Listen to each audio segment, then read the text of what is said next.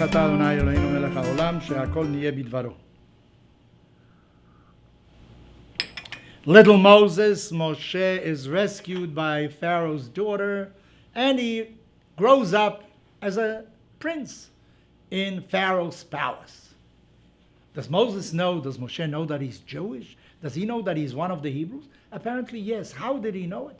Maybe the woman that was giving him his milk when he was a tiny baby. Breastfeeding him. Okay, entonces. Okay, let's start again. Aplauso y arranque. No importa. Sí, bueno, haga aplauso. ברוך אתה אדוני אלוהינו מלך העולם שהכל נהיה בדברו. We know Pharaoh's daughter rescues Moshe. She actually gives him his name, by the way. Maybe it's really an Egyptian name, who knows? Moshe, because she took him out of the waters. He grows up in the palace of Pharaoh. He's a prince. Does Moshe know that he's one of the Hebrews, that he's really Jewish? Does he know that? Maybe. The woman that breastfed him when he was a baby, that was his mother, maybe she told him, she sang Jewish songs for him. Who knows? He knew that he was one of the Hebrews. The Torah says that he grows up. He grows up. It says it twice. He goes out to see his brethren.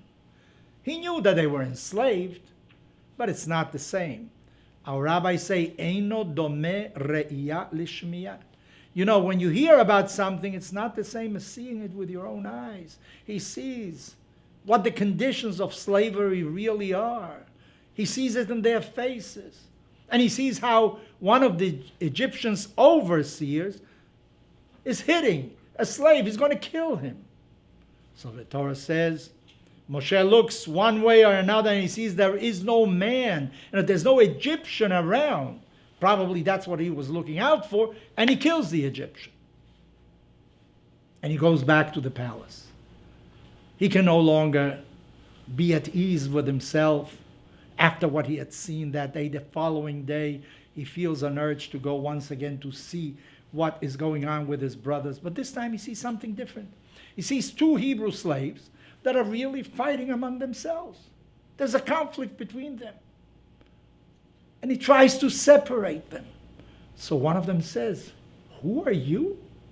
Who made you a judge over us? Do you think you're going to do the same thing with us that you did yesterday with the Egyptian? Moses runs away from Egypt because basically he's disappointed with his brothers. He's running away from Pharaoh, but maybe what hurts him more was the behavior of his brothers.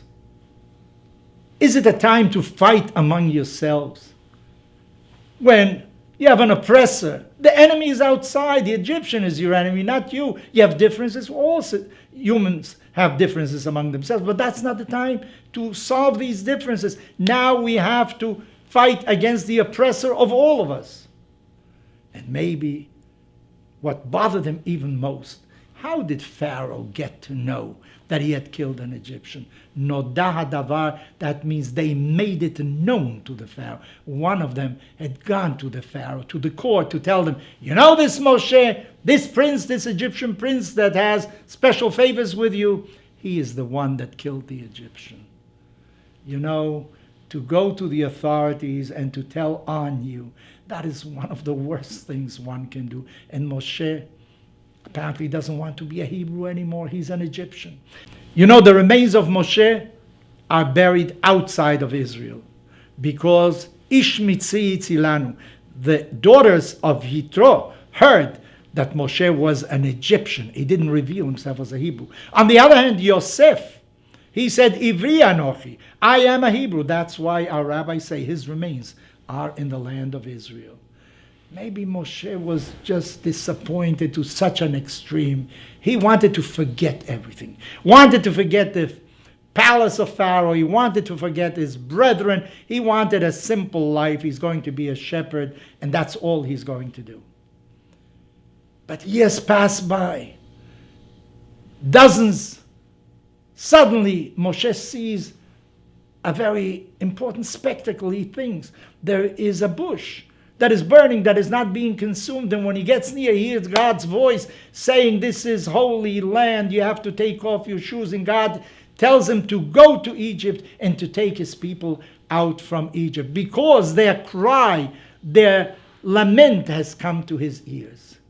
And Moshe changes his mind. Why did he change his mind? Maybe the vision of the bush that was not consumed told him something. There was a fire in the inside of this bush, says Rabbi Soloveitchik, but the fire didn't go to the surface. Why not? Maybe there were too many impediments for the fire to go. Maybe his brethren in Egypt could not express themselves because of the yoke, because of the suffering, because of the circumstances, but there was a fire inside.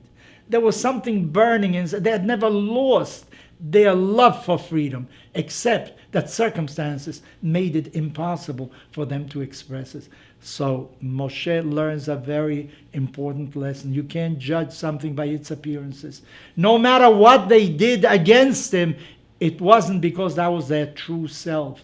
It was, in a sense, a response to the pain, to the suffering that was inflicted upon them, upon the Egyptians.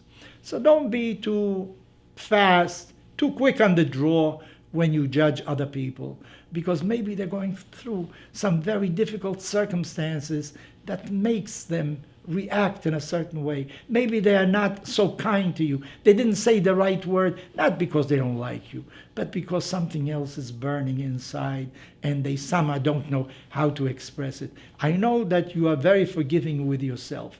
You should be forgiving with others as well.